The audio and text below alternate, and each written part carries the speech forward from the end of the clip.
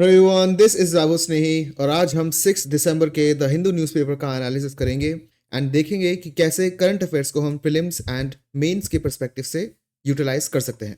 तो अगर आपको ये वीडियो अच्छा लगे तो प्लीज़ इसे लाइक करना और ऐसे ही रेगुलर वीडियोस के लिए विद्यार्थी आईएएस के चैनल को सब्सक्राइब भी करें। स्टार्ट करते हैं पहले न्यूज़ से। Supreme court eases anti pollution curbs in NCR tells CAQM to guard up. So जो दिल्ली में एयर पोल्यूशन हो रहा है और उसके अकॉर्डिंग या उसके रिगार्डिंग जितने भी मेजर्स लिए जाते हैं उस पर बहुत बार हम डिस्कस कर चुके हैं। उसी से रिलेटेड एक ये न्यूज़ है जहाँ पे सुप्रीम कोर्ट ने बोला है कि जो सी ए क्यू एम है वो अब जो G R A P 4 stage था उसको G R A P 2nd stage पर ला सकती है। तो इनमें डिफरेंस क्या है, ये स्टेजेस क्या होते हैं, ये बहुत बार पहले भी डिस्कस कर चुका हूँ मैं, बट एक बहुत ही छोटा सा ब्रीफ आपको फिर भी दे देता हूँ ताकि आपका रिवीजन भी हो जाए। तो 2021 में एक ऑर्गेनाइजेशन बनती है CAQM, commission for air quality management, और ये एक एक्ट से बनी थी। फाइन। होता क्या है कि दिल्ली में जो एयर पोल्यूशन है उसको सॉल्व करने की और उसको मॉनिटर करने की और ग्राउंड पे जितने भी एजेंसीज हैं उनके साथ बात करने की, पॉलिसी में रिकमेंडेशन करने की रिस्पॉन्सिबिलिटी इस पर्टिकुलर बॉडी को दे दी है। फिर ये देखा गया कि ये जो CAQM है इसके पास ये पावर भी है कि एयर क्वालिटी जितनी ख़राब होगी, और जब भी एयर क्वालिटी ख़राब होती है तब जो एयर क्वालिटी इंडेक्स है ना उसका नंबर बढ़ जाता है। तो एयर क्वालिटी जितनी ख़राब होगी या फिर एयर क्वालिटी इंडेक्स का नंबर जितना हाई होगा उतनी ज़्यादा रिस्ट्रिक्शंस CAQM ज़मीन पे लगा देगा। जैसे अगर एयर क्वालिटी बहुत ज़्यादा ख़राब है तो CAQM बोलेगा कि दिल्ली के अंदर कोई डीजल कार नहीं आएगी, कंस्ट्रक्शन को रोक दिया जाएगा, एट्सेट्रा। ठीक है।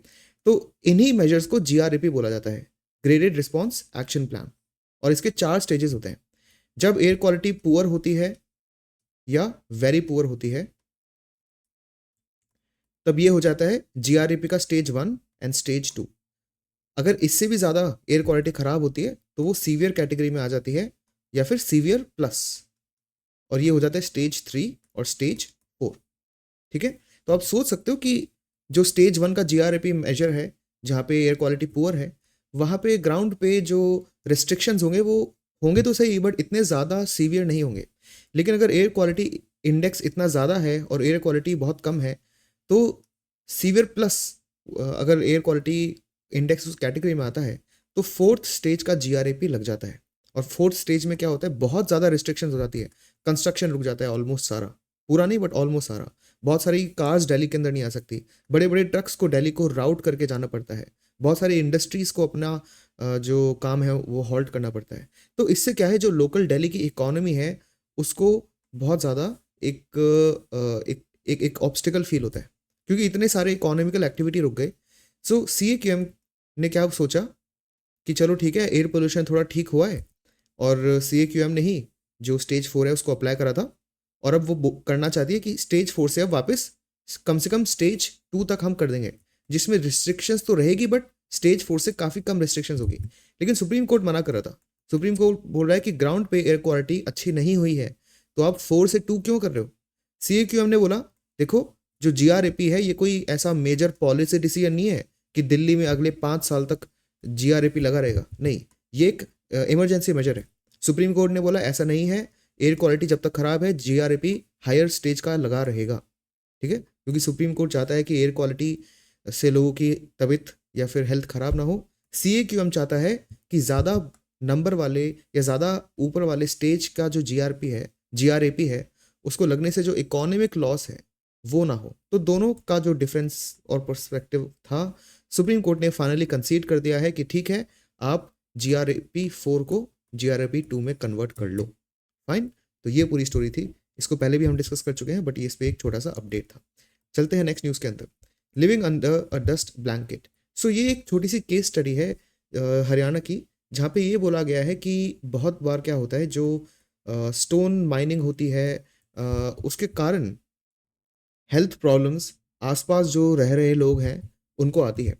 एक्चुअली होता क्या है कि जो पत्थर होते हैं उनको काटना पड़ता है, उनको क्रश करना पड़ता है, उसके बाद बहुत सारे यूजेस में उनको यूज़ करा जाता है, कंस्ट्रक्शन में, रोड बिल्डिंग में, और भी डिफरेंट जगह जो स्टोन्स हैं उनको क्रश करके पाउडर बनाया जाता है या फिर छोटे पार्ट्स में कन्वर्ट करा जाता है और फिर उनको बिल्डिंग कंस्ट्रक्शन वगैरह में यूज़ करा जाता है। लेकिन प्रॉब्लम क्या है कि इन इलाकों के आसपास जो लोग रहते हैं यूजुअली ये वो होते हैं जो कि पहले से ही बहुत ही मार्जिनलाइज्ड हैं और पुअर हैं। ऊपर से ये जो स्टोन क्रशिंग है ये करी जाती है अनसस्टेनेबल मैनर में। मतलब देखो इंडिया में क्या है कि एक लॉ है जिसके अकॉर्डिंग कोई भी एक ऐसा प्रोजेक्ट जो कि काफ़ी बड़ा है और जिससे एनवायरनमेंट पे कुछ असर पड़ सकता है, उस प्रोजेक्ट को करने से पहले ना एक एनवायरमेंटल इम्पैक्ट असेसमेंट करना होता है। इस एनवायरमेंटल इम्पैक्ट असेसमेंट से क्या होता है, ये पता लगता है कि उस प्रोजेक्ट के दौरान एनवायरनमेंट को कितना नुकसान हो सकता है। और इसीलिए वहाँ पे जो रह रहे हैं ना लोग, उनकी बात भी सुनी जाती है। लेकिन यूजुअली जब ये स्टोन क्रशिंग वाले प्रोजेक्ट्स चलाए जाते हैं तब और भी बहुत सारे माइनिंग प्रोजेक्ट्स लगाए जाते हैं, तभी जो ईआई है ना इसको बाईपास कर दिया जाता है। इस प्रोसेस को या तो करा नहीं जाता या फिर रिपोर्ट में लिख देते कि हो गया, लेकिन एक्चुअली हुआ नहीं होता और लोगों की सुनी भी नहीं जाती। तो यहाँ पे जो लोग रह रहे हैं जो कि काफ़ी मार्जिनलाइज्ड हैं, पुअर है, अब उनको हेल्थ पोल्यूशन जो डस्ट पोल्यूशन है उसके कारण हेल्थ प्रॉब्लम्स भी हो रहे हैं। ये बेसिकली एक छोटी सी केस स्टडी यहाँ पर मेंशन है, इतना ही आपको ध्यान रखना है। तो ये चीज़ जो है आपको पता होना चाहिए कि डस्ट पोल्यूशन एक बहुत बड़ी प्रॉब्लम है इन जनरल, क्योंकि पोल्यूशन बहुत टाइप का होता है। Obviously dust pollution is one of them. So Haryana की ये केस स्टडी है जहाँ पे स्टोन क्रशर्स डेफिनेटली इस पूरे एरिया को, जितने भी स्टोन्स हैं उनको कन्वर्ट करने लग गए एक उस मटेरियल में जिसको कंस्ट्रक्शन वगैरह में यूज़ करा जाए। लेकिन जो पूरा एरिया है वहाँ पे जो हवा है, एटमॉस्फेयर है, वो थोड़ा ग्रे डस्टी टाइप हो चुका है। इसके कारण डस्ट पोल्यूशन तो हो रहा है। फिर स्टोन क्रशर से अब एक और चीज़ आपको ध्यान रखनी है कि जो लीगली हमारी कंट्री में ना कुछ डेसिबल ओवरऑल डेसिबल थ्रेशहोल्ड्स बनाए गए हैं कि हॉस्पिटल्स के एरिया के आसपास एक पर्टिकुलर डेसिबल से ऊपर आवाज़ नहीं आनी चाहिए। जहाँ पे लोग रह रहे हैं रेजिडेंशियल एरिया के आसपास एक लेवल से ऊपर आवाज़ नहीं आनी चाहिए। तो जो स्टोन क्रशर्स हैं ये इस डेसिबल लेवल्स का या फिर ये जो नॉइज़ पोल्यूशन के लेवल्स की जो ऑलरेडी रेगुलेशन इंडिया के अंदर है उनको फॉलो नहीं करते, तो उससे नॉइज़ पोल्यूशन भी होता है। तो उससे सीवियर हेल्थ इशू लोगों को हो रहा है वहाँ पे। साथ में डस्ट और नॉइज़ के कारण ट्यूबरकुलोसिस भी हो जाता है। एक्चुअली ट्यूबरकुलोसिस होता तो एक बैक्टीरिया के कारण है, लेकिन क्या है बहुत ज़्यादा डस्ट होती है ना तो बैक्टीरिया को एक मीडियम मिल जाता है। बैक्टीरिया इन डस्ट पार्टिकल पे चिपक जाता है और डस्ट पार्टिकल एनवायरनमेंट में बहुत ज़्यादा है। तो वही चीज़ अगर कोई इंसान इनहेल भी कर रहा है, उसी एनवायरनमेंट में वो सांस ले रहा है, तो टीबी के उस इंसान के अंदर जाने के जो चांसेस है वो बढ़ जाते हैं और स्किन एलर्जीज भी हो रही है। फाइन। तो अगर पोल्यूशन से क्या प्रॉब्लम है इस पर कोई क्वेश्चन आता है या आपसे पूछा जाता है कहीं, तब आप बहुत सारी चीज़ें बताओगे, plastic pollution, water pollution, air pollution, लेकिन आपको डस्ट पोल्यूशन और नॉइस पोल्यूशन के बारे में भी पता होना चाहिए। विलेजर्स ने क्या करा यहाँ पे, नेशनल ग्रीन ट्रिब्यूनल जो अगेन एक ऐसा क्वाजी जुडिशियल इंस्टीट्यूशन है जो कि 2010 में बना था और ये भी एक एक्ट से बना था। ठीक है, इसका एम यही है कि जितने भी पोल्यूशन रिलेटेड या एनवायरमेंटल रिलेटेड इश्यूज हैं उनको अलग से जुडिशली निपटाया जाए, क्योंकि हमारे जो नॉर्मल कोर्ट्स हैं उनमें बहुत ज़्यादा पेंडिंग केसेस पड़े हैं। तो एक अलग से एनजीटी बना दिया एनवायरमेंटल केसेस के लिए। तो यहाँ पे क्या करा था एनजीटी के अंदर बहुत सारे जो विलेजर्स हैं उन्होंने फाइल किया था केस, लेकिन एनजीटी ने ऑर्डर इशू भी करा, उसके बाद भी उनकी सुनी नहीं गई। और कोर्ट ऑर्डर्स के बाद भी जो क्रशर्स हैं वो लोकल अथॉरिटीज़ के साथ और पॉलिटिकल बैकिंग के साथ मिलकर वहाँ पे स्टोन क्रशिंग अभी भी कर रहे हैं अनसस्टेनेबली। ठीक है, जो फैमिलीज़ हैं डेफिनेटली वो फाइनेंशियल स्ट्रेन उनका और बढ़ रहा है मेडिकल बिल्स के कारण। ये बहुत इंपॉर्टेंट बात आपको पता होनी चाहिए। एक तो इंडिया में ना बहुत सारे ऐसे लोग हैं जो कि इंडिया में सपोज ये पॉवर्टी लाइन है ना, और इस पॉवर्टी लाइन के नीचे जो लोग आते हैं वो है बीपीएल। अब बीपीएल गवर्नमेंट की लिस्ट के अंदर भी है बहुत सारे बेनिफिशियरीज के रूप में और उनके लिए बहुत सारी स्कीम्स भी चल रही हैं, लेकिन बहुत सारे लोग हैं जो कि अबव पॉवर्टी लाइन तो है लेकिन वो पॉवर्टी लाइन से बहुत थोड़े से ऊपर है। ठीक है, बहुत ही थोड़े से ऊपर है। तो अगर एक भी बड़ा मेडिकल खर्चा यहाँ पे आ जाएगा तो ये पॉवर्टी लाइन के नीचे गिर जाता है। तो ये बहुत बड़ी प्रॉब्लम है। और यहाँ पे तो मेडिकल खर्चा उन चीज़ों के कारण आ रहा है जो अवॉइडेबल है, मतलब डस्ट पोल्यूशन, नॉइस पोल्यूशन, इनको अगर कम करा जाए तो इनका जो खर्चा आता है इन पोल्यूशन के द्वारा जो हेल्थ इश्यूज हुए हैं उनसे डील करने के लिए वो कम करा जा सकता है, बट ऐसा नहीं होता है। ठीक है, ऊपर से डस्ट पोल्यूशन का और क्या प्रॉब्लम है कि जो एग्रीकल्चर क्रॉप्स हैं उनके सरफेस पर ये जो डस्ट है उसकी लेयर बन जाती है। और आपको पता है कि जो एक लीफ होती है उसके ऊपर स्टोमेटा होता है, जिससे मतलब लीफ के अंदर ही बहुत सारा फूड बनता है, लीफ ही फोटोसिंथेसिस करती है, लीफ के कारण जो सनलाइट है उसको कैप्चर करा जाता है, CO2 को कैप्चर करा जाता है, वाटर को निकाला जाता है, ट्रांसपिरेशन होता है वाटर का। तो सारी चीज़ें लीफ से ही हो रही है, और डस्ट की लेयर लीफ पे बन गई तो पेड़ के सारे इंपॉर्टेंट प्रोसेसेस रुक जाते हैं। ठीक है, तो जो क्रॉप है ना ओवरऑल उनका भी नुकसान हो रहा है। और जो बड़े लैंडलॉर्ड्स हैं उनको काफ़ी फ़ायदा होता है, क्योंकि वो अपनी बड़ी बड़ी ज़मीन इन स्टोन क्रशिंग यूनिट को दे देते हैं, और ऑब्वियसली उससे जो एनवायरनमेंट में नुकसान होता है वो आसपास रह रहे थोड़े से लेस फॉर्चुनेट लोगों को होता है। तो ये केस स्टडी है, इसके बारे में आपको पता होना चाहिए।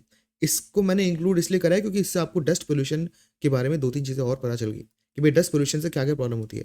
एक तो हेल्थ प्रॉब्लम्स होती है, वो तो है ही, ऊपर से जो फाइनेंशियल प्रॉब्लम्स हो जाएगी इनडायरेक्टली, देन जो क्रॉप फेलियर होता है वो भी यहाँ पे आपको ध्यान रखना है। ये सारी चीज़ें। चलते हैं नेक्स्ट न्यूज़ के अंदर। ये एक एडिटोरियल है जो कि तमिलनाडु के चीफ मिनिस्टर ने लिखा है, states and challenges before the finance commission.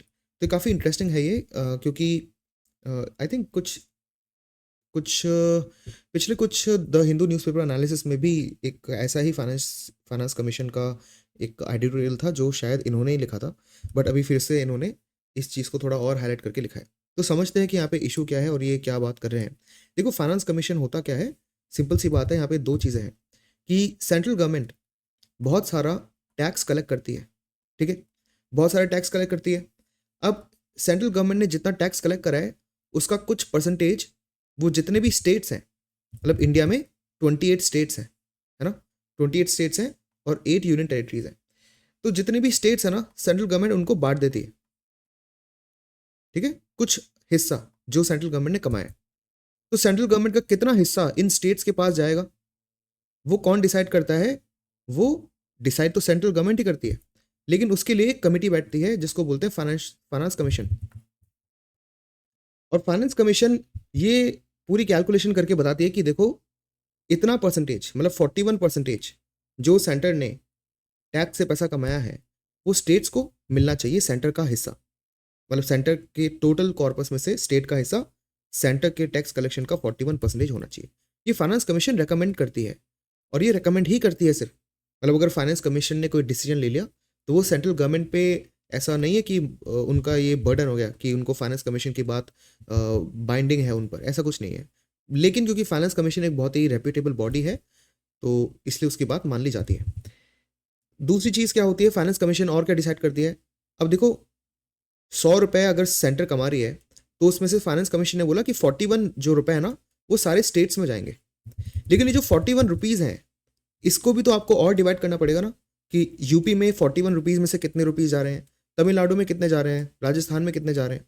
तो ये जो डिवीजन होता है इसकी भी रिकमेंडेशन फाइनेंस कमीशन देता है, ठीक है। तो फाइनेंस कमीशन दो चीज़ों की रिकमेंडेशन दे रहा है, एक तो सेंटर से स्टेट के अंदर कितना पैसा आना चाहिए, फिर जो स्टेट्स के अंदर पैसा आ गया वो स्टेट्स में आपस में कैसे बटेगा, है ना, वो एक स्टेट से दूसरे स्टेट के बीच में कैसे बटेगा।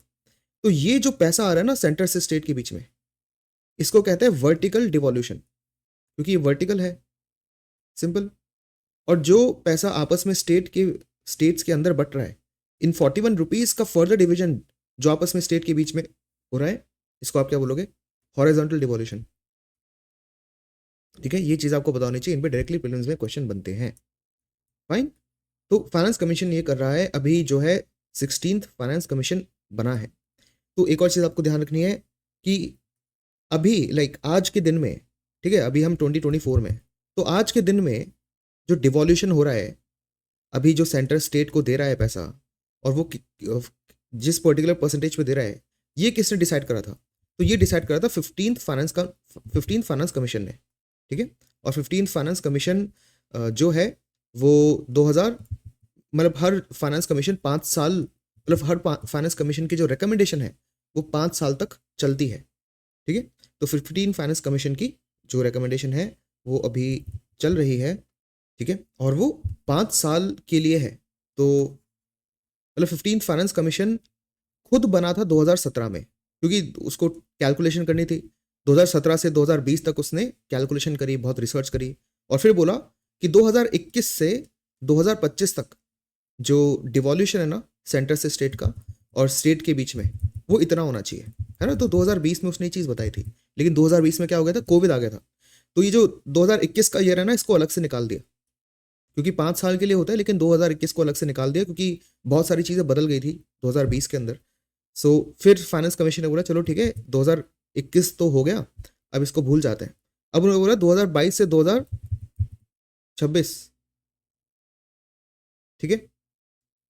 ये जो टोटल 5 साल हो गए, 5 साल कैसे हुए, 2022, 2023, 24, 25 एंड 26, 5 ईयर्स हो गए, ठीक है। सो जो ये 5 ईयर्स हैं, यहाँ पे जो फाइनेंशियल डिवॉल्यूशन होगा वो फिर इस 15th फाइनेंस कमीशन ने बताया था हमें।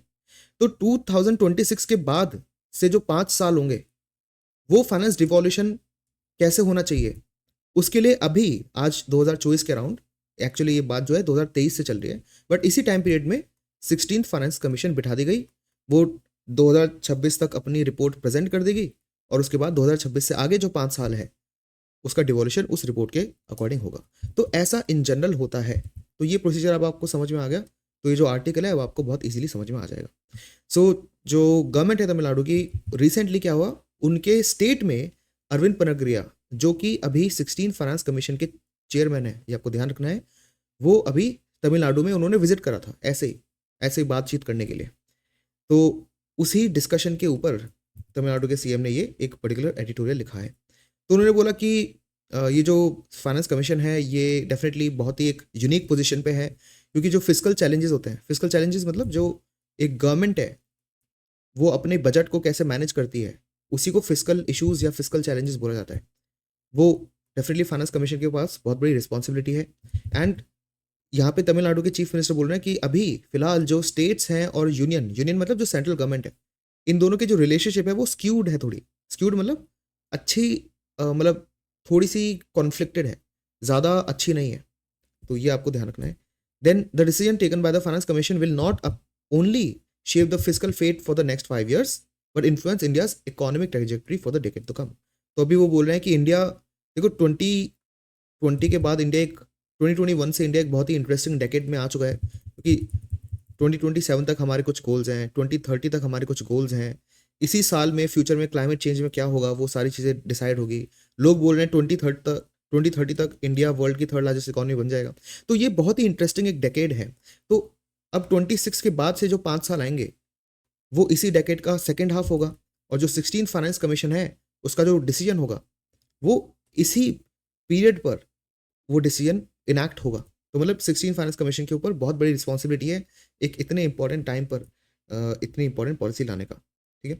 फिर उन्होंने बोला कि जो तमिलनाडु के चीफ मिनिस्टर है उन्होंने 2 टर्म्स लिखे, फ्रेंड शोरिंग एंड रीशोरिंग।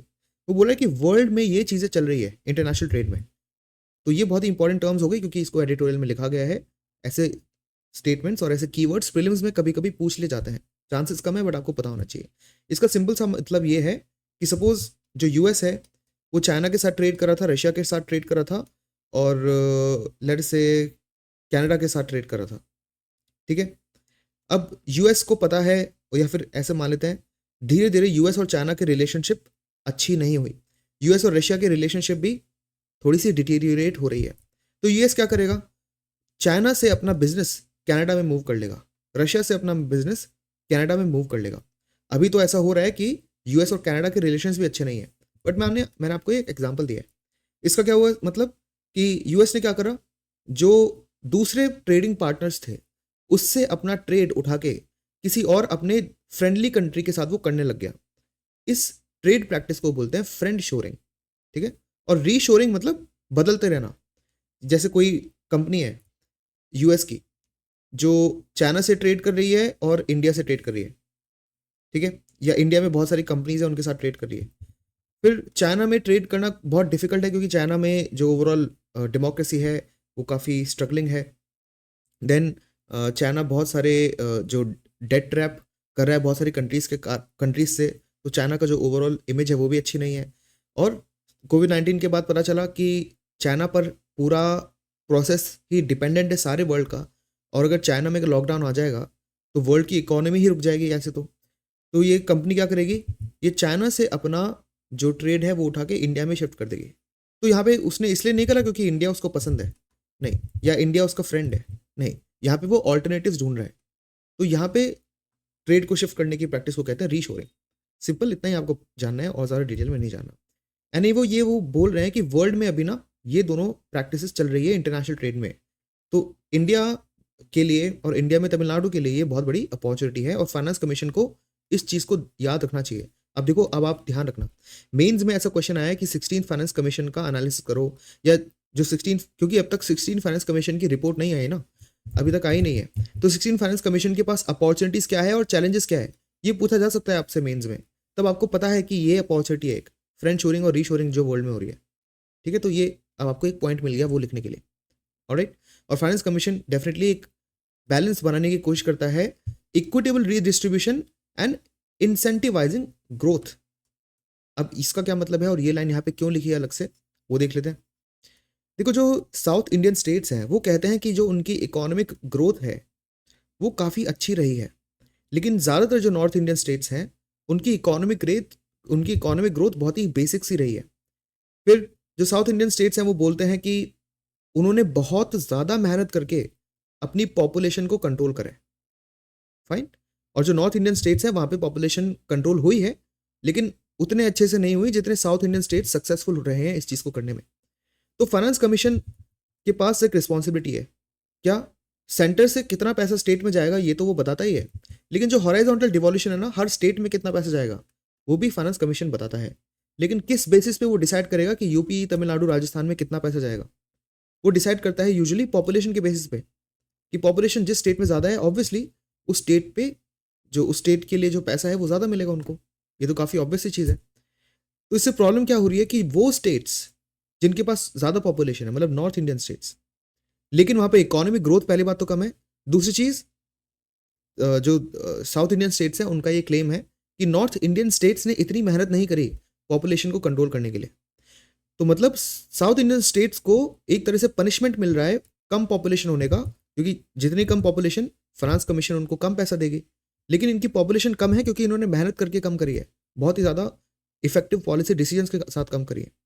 तो यहाँ पे बोला जा रहा है कि इक्विटेबल डिस्ट्रीब्यूशन मतलब इक्वल डिस्ट्रीब्यूशन नहीं होता। इक्वल डिस्ट्रीब्यूशन होगा कि यूपी को भी 100 रुपये और तमिलनाडु को भी 100 रुपये, ऐसा नहीं। इक्विटेबल डिस्ट्रीब्यूशन होता है कि जिसको एक्चुअली जितना मिलना चाहिए उसके अकॉर्डिंग उसको मिले। तो अगर यहाँ पे नॉर्थ इंडियन स्टेट्स में ज़्यादा पॉपुलेशन है तो उनको पैसा ज़्यादा मिलेगा तमिलनाडु से। तो एक तो ये हो गया इक्विटेबल डिस्ट्रीब्यूशन, लेकिन उनको ग्रोथ को भी इंसेंटिवाइज करना है।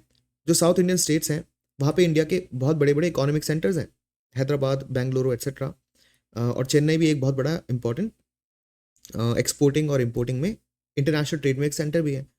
सो द थिंग इज कि वो बोल रहे हैं कि यहाँ पे ग्रोथ को इंसेंटिव करने के लिए पैसे क्या साउथ इंडियन स्टेट्स में जाएंगे या फिर इक्विटेबल डिस्ट्रीब्यूशन के लिए जो पैसे हैं नॉर्थ इंडियन स्टेट्स में रहेंगे। तो आप समझ सकते हो ये डिलेमा 16 फाइनेंस कमीशन के पास भी है, वो भी इस चीज़ को फेस करते हैं। 1951 जब से पहला फाइनेंस कमीशन बना था, जब से हर फाइनेंस कमीशन की खुद की एक अप्रोच है। हर फाइनेंस कमीशन इस इक्विटेबल डिस्ट्रीब्यूशन जो है उसको मैनेज करने की बहुत कोशिश कर रहा है, और धीरे धीरे क्या हुआ है, अभी क्या है 41% है, मतलब सेंटर जितना भी टैक्स कमाती है उसका 41% वो स्टेट्स को दे देती है। ये पहले 32% था, उससे पहले और भी कम था, है ना। तो क्या हुआ, धीरे धीरे फाइनेंस कमीशन ने इस वर्टिकल डिवोल्यूशन को तो बढ़ाया है, ये आपको ध्यान रखना है। फाइन। और जो लेस डेवलप्ड स्टेट्स हैं हॉरिजॉन्टल डिवोल्यूशन के थ्रू उनके पास भी पैसा थोड़ा ज़्यादा बढ़ा है। और 15 फाइनेंस कमीशन ने जो वर्टिकल शेयर था वो 41% ही रखा था। लेकिन अब ये जो मैंने आपको बताया कि एक क्वेश्चन मेंस में पूछा जा सकता है कि फाइनेंस कमीशन के पास चैलेंजेस और अपॉर्चुनिटीज़ क्या है, तो ये चैलेंज है। चैलेंज क्या है, देखो 15 फाइनेंस कमीशन ने क्या ऑफर करा था। 15 फाइनेंस कमीशन ने बोला था कि 41% सेंटर का जितना भी इनकम टैक्स उन्होंने कमाया है वो जाएगा स्टेट्स के पास। लेकिन 2024 खत्म होने वाला है और अब तक सिर्फ 33% आए, मतलब वो जो 41% आना चाहिए था ना वो आया ही नहीं, वो 33% आया है। तो ये एक बहुत बड़ा poor implementation of vertical devolution है। तो ये आपको ध्यान रखना है, ये बहुत ही इंपॉर्टेंट पॉइंट है। ठीक है। ऊपर से जो यूनियन गवर्नमेंट है, देखो यूनियन गवर्नमेंट और स्टेट गवर्नमेंट्स दोनों साथ में मिलकर ना जीएसटी की रेट्स डिसाइड करते हैं। तो ये तो अच्छी बात है।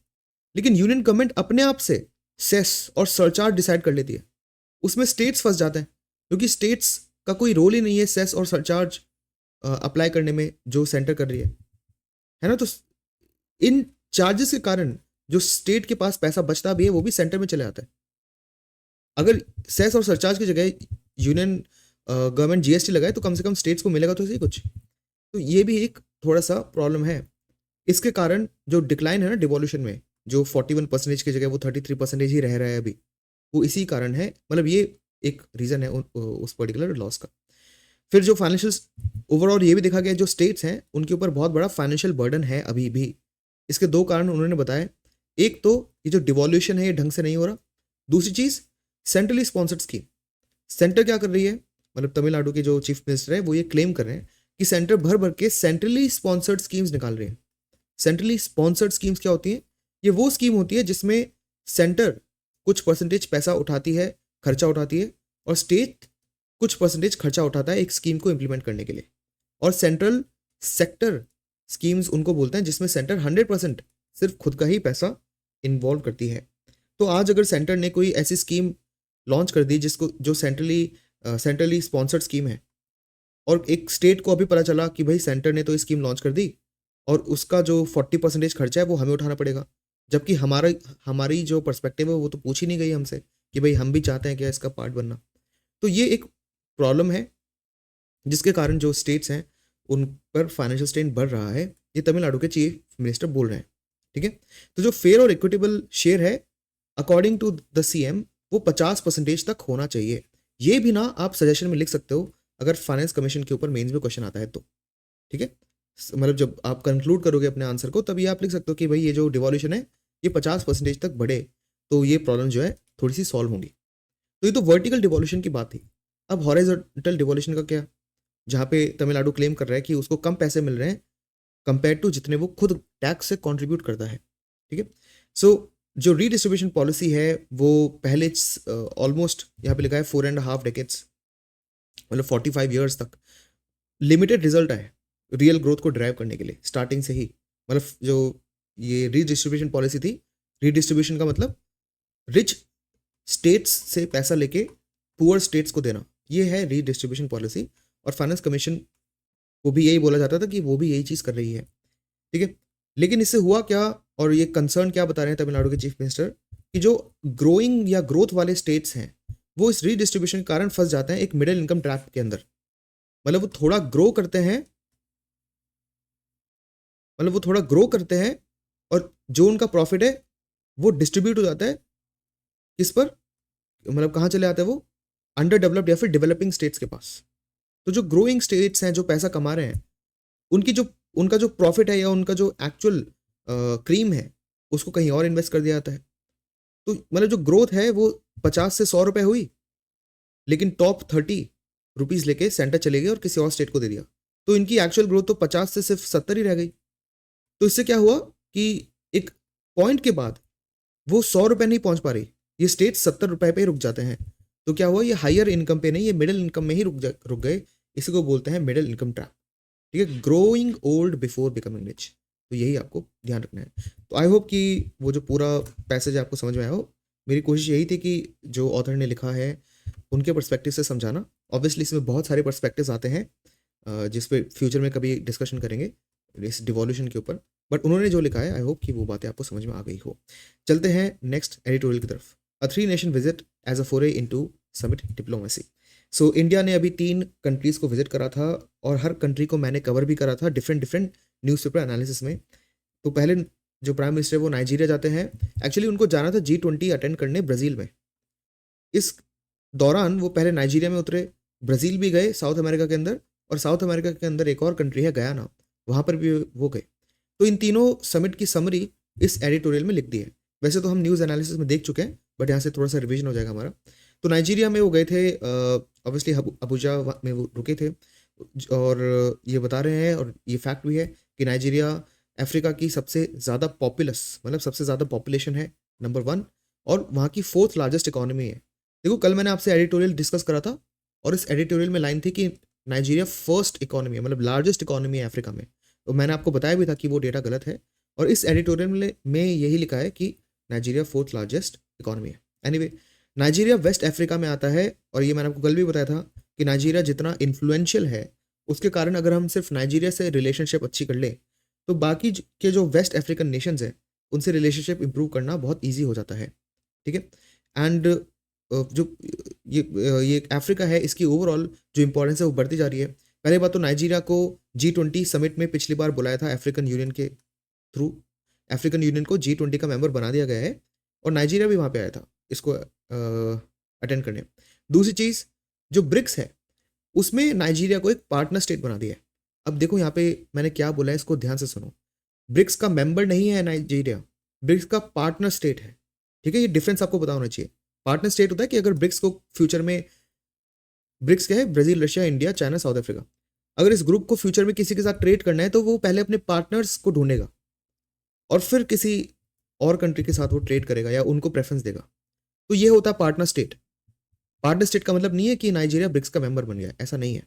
ठीक है, इवन दो ब्रिक्स में अभी नए मेंबर जुड़े हैं, बट नाइजीरिया उन मेंबर्स में से नहीं है, लेकिन वो पार्टनर स्टेट्स में से है। और ऐसे टोटल कितने 13 पार्टनर स्टेट्स ब्रिक्स के हैं अभी। तो ये इंडिया और नाइजीरिया का आपको पता होना चाहिए कि क्या क्या अचीवमेंट्स हैं और क्या क्या न्यूज़ है। फिर बोला गया, ये ऑथर बता रहे हैं कि बहुत सारे डायलॉग्स हुए बायलैटरल कोऑपरेशन में। ये देखा गया कि जो इन दोनों कंट्रीज़ को ट्रेड, इन्वेस्टमेंट, एजुकेशन, इन पे काम करना है। साथ में जो कॉम्बैट अगेंस्ट टेररिज्म है, इसका कमिटमेंट उन्होंने रिन्यू करा। एक और बात हुई कि कैसे इंडिया के जो डिफेंस एक्सपोर्ट्स हैं वो नाइजीरिया में जाएंगे। ठीक है, तो ये सारी चीज़ें और ये सारी बातें हुई थी। देन जो प्राइम मिनिस्टर है वो जाते हैं ब्राज़ील में G20 अटेंड करने, और ये 19th समिट थी G20 की, ये भी आपको ध्यान रखना है। G20 जो 20 ओवरऑल एंटिटीज़ का ग्रुप था, उसकी ये 19th समिट थी, तो ये आपको ध्यान रखना है। तो अगले साल मतलब 20th समिट होगी G20 की, वो काफ़ी इंटरेस्टिंग होगा। एनीवे, G20 में क्या है, G20 में 19 इकोनॉमीज मतलब 19 कंट्रीज आती है, प्लस 2 रीजनल ऑर्गेनाइजेशंस आती है। कौन कौन सी? एक तो यूरोपियन यूनियन और एक अफ्रीकन यूनियन। तो पहले अफ्रीकन यूनियन तो थी नहीं, तो 19 कंट्रीज प्लस यूरोपियन यूनियन, इसलिए इसको G20 बोल देते थे। तो टेक्निकली अब अफ्रीकन यूनियन आ गया, तो है इसमें कितनी 21 एंटिटीज हो गई टोटल, जिसमें से 19 तो कंट्रीज हैं और 2 ऑर्गेनाइजेशंस हैं।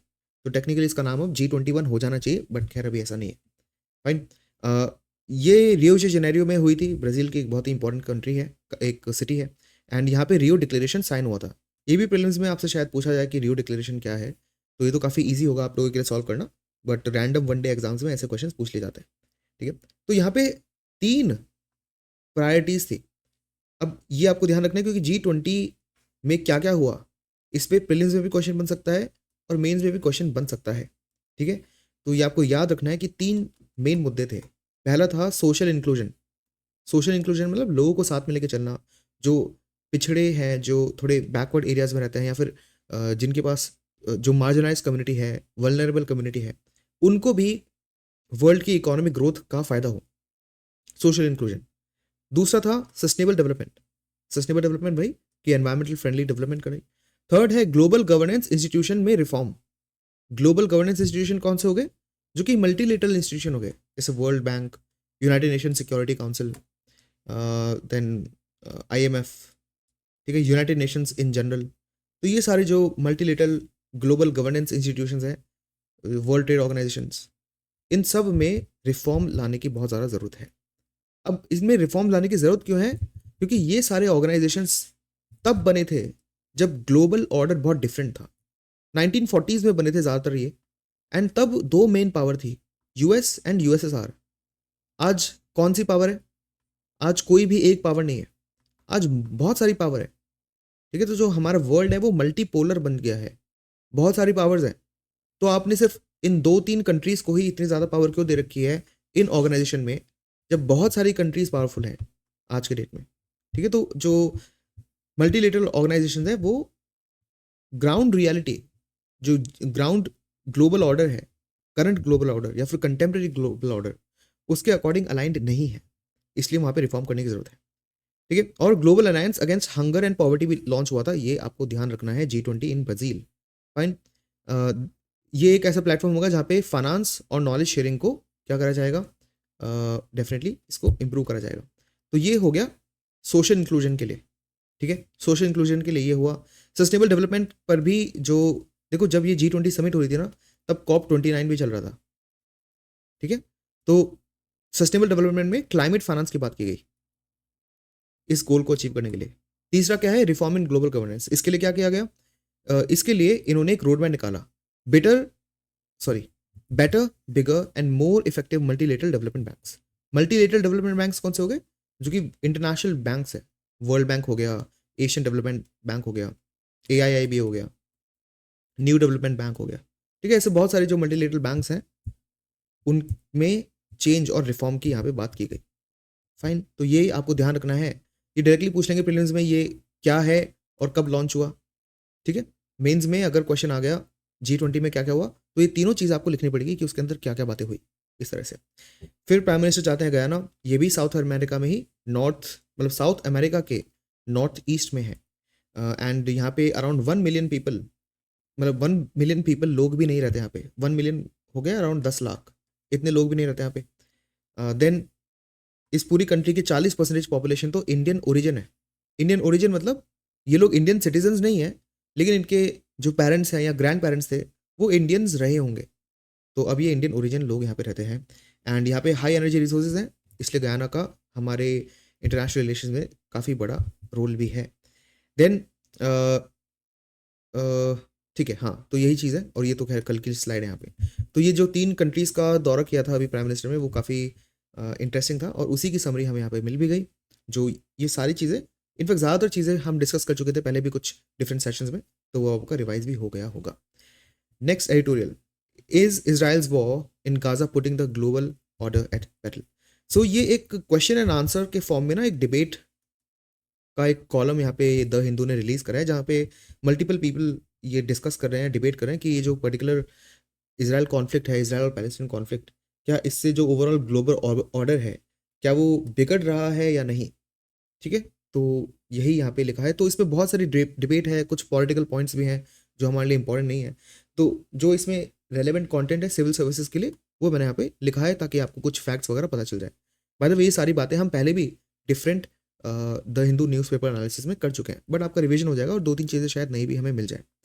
सो पिछले साल अक्टूबर 7 को जो हमास है, हमास एक टेररिस्ट ऑर्गेनाइजेशन है जो कि पैलेस्टीन में बेस्ड है, फाइन, और इन्होंने इसराइल पे अटैक करा था। लेकिन उसके बाद इसराइल ने भी बहुत सारे अटैक करना चालू कर दिया गाज़ा पर, वेस्ट बैंक पर जो कि पैलेस्टीन का ही पार्ट है एक तरह से, और लेबनान पे जो कि इसराइल के नॉर्थ में आता है, ठीक है। तो अगर आप यहाँ पे ऐसा मैप बनाओगे इसराइल का, तो यहाँ पे तो है गाज़ा स्ट्रिप और यहाँ पे है वेस्ट बैंक। ये गाज़ा स्ट्रिप और वेस्ट बैंक को मिला के पैलेस्टीन बनता है, ठीक है। जो बचा हुआ एरिया है वो इसराइल, यहाँ पे है इसके लेबनान, यहाँ पे है सीरिया, ठीक है, और यहाँ पे है जॉर्डन, ठीक है, और यहाँ पर है इजिप्ट, यहाँ पर क्या है, मेडिटेरेनियन सी। तो ये बेसिक सा मैप आपको ध्यान रखना है। तो इससे क्या है, इसराइल को भी बहाना मिल जाता है और वो भी बहुत सारे पैलेस्टीनियन साइट्स पर अटैक करने लग जाता है। इसके कारण बहुत सारे जो सिविलियंस हैं उनकी डेथ होती है। ये वॉर क्राइम माना जाता है इसको, क्योंकि वॉर क्राइम क्या होता है, देखो वॉर भी इंटरनेशनल लॉ के अकॉर्डिंग ही करना चाहिए। जो चीज़ आप वॉर में कर रहे हो जो कि इंटरनेशनल लॉ के अकॉर्डिंग नहीं है, तो आप वॉर क्रिमिनल बन जाते हो। जैसे जो इनोसेंट सिविलियंस हैं, बच्चे हैं, उनको तो अवॉइड करना चाहिए आपको।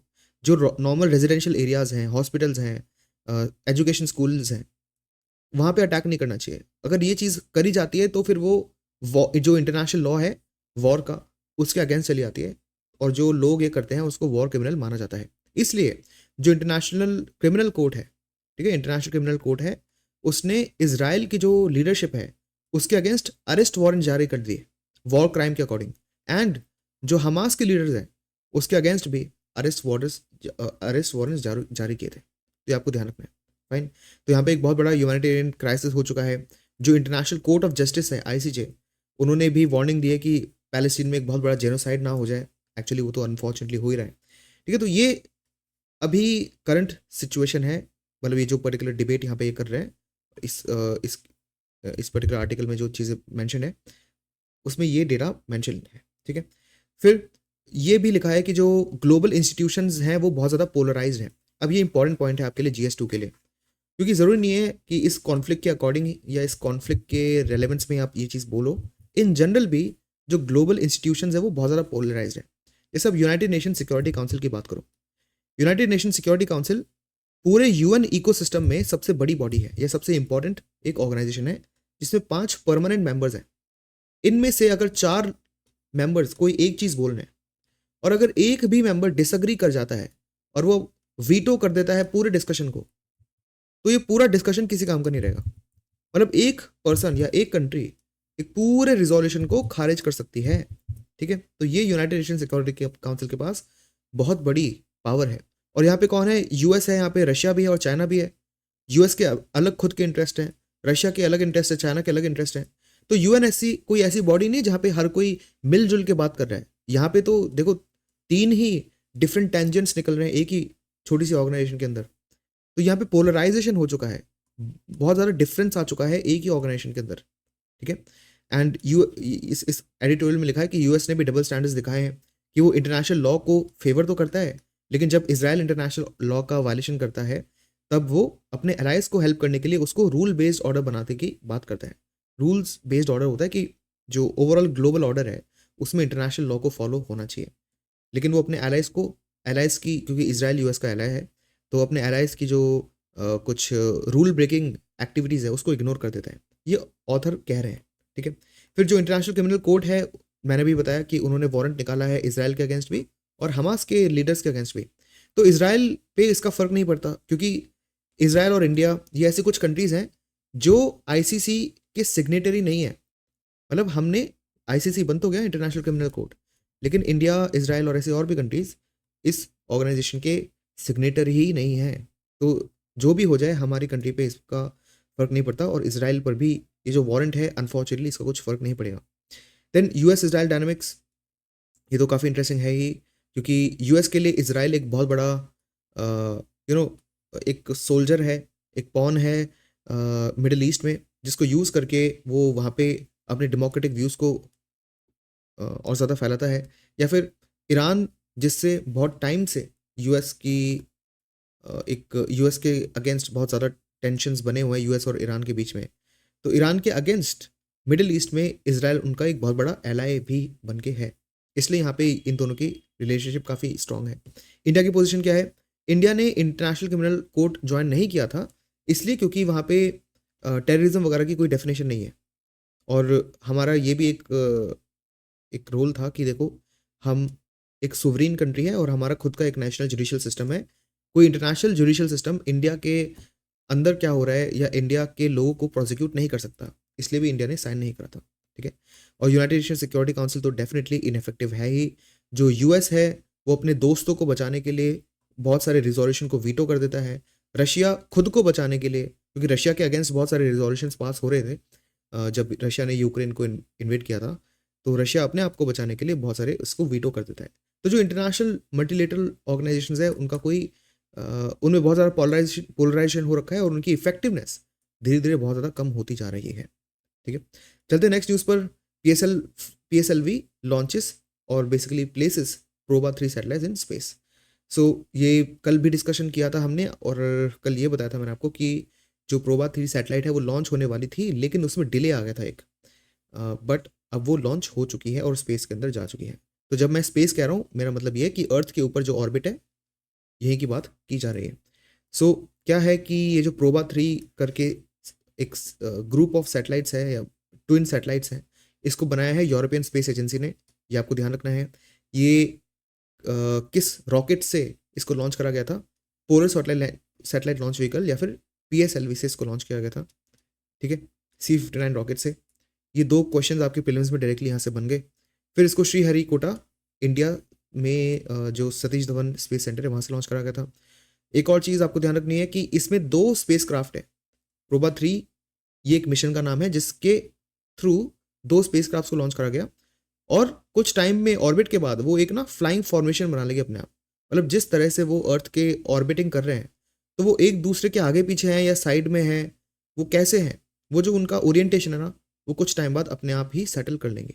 तो ये 2-3 चीज़ आपको पता होनी चाहिए, प्रीलिम्स के लिए काफ़ी इंपॉर्टेंट हो जाता है, डायरेक्टली क्वेश्चन यहाँ पे बन सकता है। चलते हैं लास्ट एक एडिटोरियल पे, ये बहुत ही इंपॉर्टेंट है। यहाँ पे GS3 इकोनॉमी नहीं, GS2 हेल्थ होना चाहिए था।